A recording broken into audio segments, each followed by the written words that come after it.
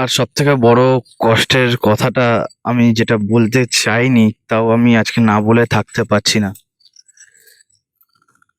কষ্টের কথাটা হচ্ছে এই প্রথম বছর যেটা অন্তত আমার মায়ের জন্য বিশেষ করে এটা আমি বলতে চাইছিলাম যে আমার মা, মানে আমিও নিজেও জানতাম না যে আমার জন্মদিন কবে, বা সময়ের সাথে সাথে ছেলেদের যা হয় আর কি, সব ভুলে যায়। সেটা সব ছেলেরাই আর কি জানে যে ভুলে যায়, এই হয় সেই হয়। আমিও জানতাম না তো। আমি যার জন্য যেন না জানতে পারে আমার বাড়ির লোক, তো আমি সেই ব্যবস্থাই করেছিলাম, সবকিছু লুকিয়ে লাকিয়ে রেখেছিলাম। কিন্তু আমার মা ঠিক খুঁজে বার করে দেখে নিয়েছিল যে আমার জন্মদিন কবে। তো আমি সেরকম এক্সাইটমেন্ট ছিলাম না, আর আমি এই ভিডিওটাও করতে পারতাম না যদি আমার মা ওই কথাটা যদি না বলতো আমাকে। আমাকে বলছিল যে তোর জন্মদিন কবে, আমি বলেছিলাম যে আমি বলতে পারবো না বা আমি জানি না, এরকম আমি কাটিয়ে দিচ্ছিলাম। কিন্তু সে যখন নিজে থেকে বললো যে হ্যাঁ এরকম দিনে জন্মদিন আছে, তখন আমাকে বলছিল যে একটা কথা বলবো। আমি যখন বলেছি যে কি,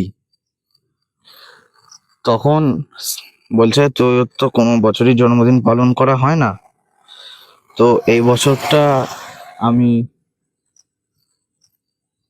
কিছু করে অল্প স্বল্প করে তো জন্মদিনটা পালন করতে চাই। তো আমি বলেছিলাম কিভাবে পালন করবার চিন্তা ভাবনা রেখেছো।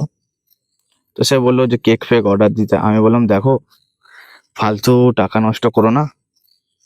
যেহেতু একটা মিডিল ক্লাস ফ্যামিলির ছেলে আমি, সংসারের দায় ভার থেকে শুরু করে সবকিছুই আমাকে চালাতে হয়। তো যার জন্য আমি বলেছিলাম যে না থাক, দরকার নেই। আমি জানি না, জানে যে আমি জানতে পারলে রাগ করবো বা চেল্লামেলি করব।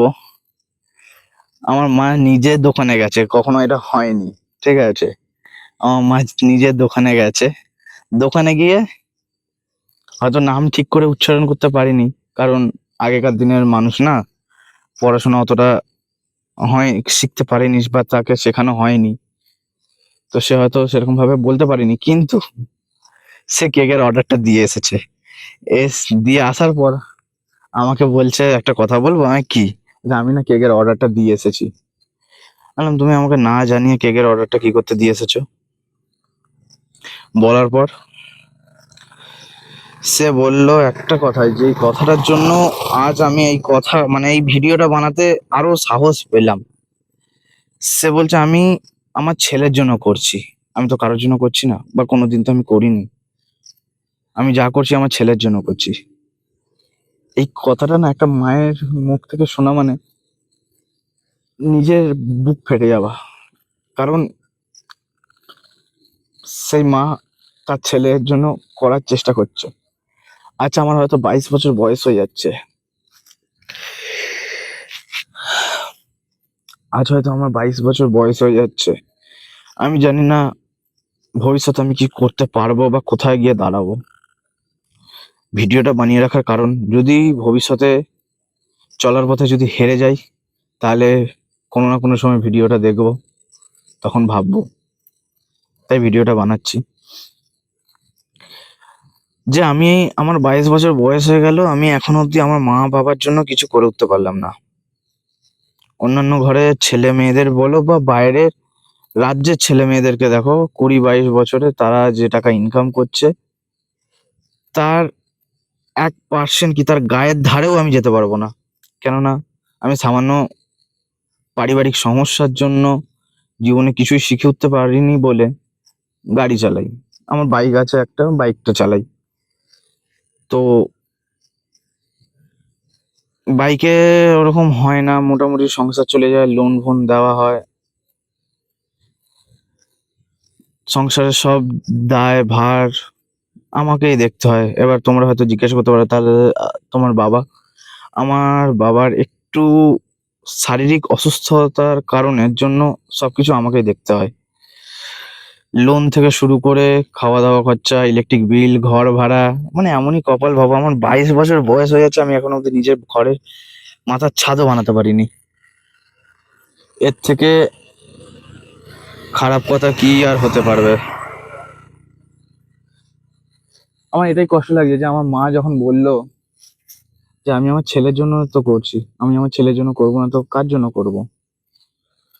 তখন না আমার ভেতরটা না পুরো পুরো ছারখার হয়ে গেল। আমি তাই আরো বেশি করে সোশ্যাল মিডিয়ায়, সবাই তো এগোচ্ছে, সবাই তো করছে, আমিও তাই চেষ্টা করা শুরু করেছিলাম। আমি ভিডিও আগে ছোটখাটো ভাবে ছাড়তাম, কিন্তু একদিন হঠাৎ করে আমি যে ঘরে ভাড়া থাকি সে বাড়িওয়ালা এসে বলছে যে তোমাকে ঘর ছেড়ে দিতে হবে। আমি কি রিজন যখন জানতে চাইলাম, সে বলছে না আমার 6 বছর হয়ে যাচ্ছে, 6 বছরের বেশি কাউকে আমি রাখি না, এবার তোমরাই বলো। সে ভাড়া ঠিকঠাক টাইম মতন পেয়ে যাচ্ছে, ইলেকট্রিক বিল নিয়েও কোনো প্রবলেম নেই, পাড়াতে কোনো খারাপ আমাদের কথা নেই, ঠিক আছে। কিন্তু তার সত্ত্বেও যখন একটা বাড়িওয়ালা এসে বললো, সেদিন আমি পুরো ভেঙে গেছিলাম। আমি অনেক কিছু চেপে রেখেছি, কিন্তু আজকে আমি বলতে খুবই বাধ্য হচ্ছি, বা আমি চেষ্টা করছি জীবনে কিছু করার।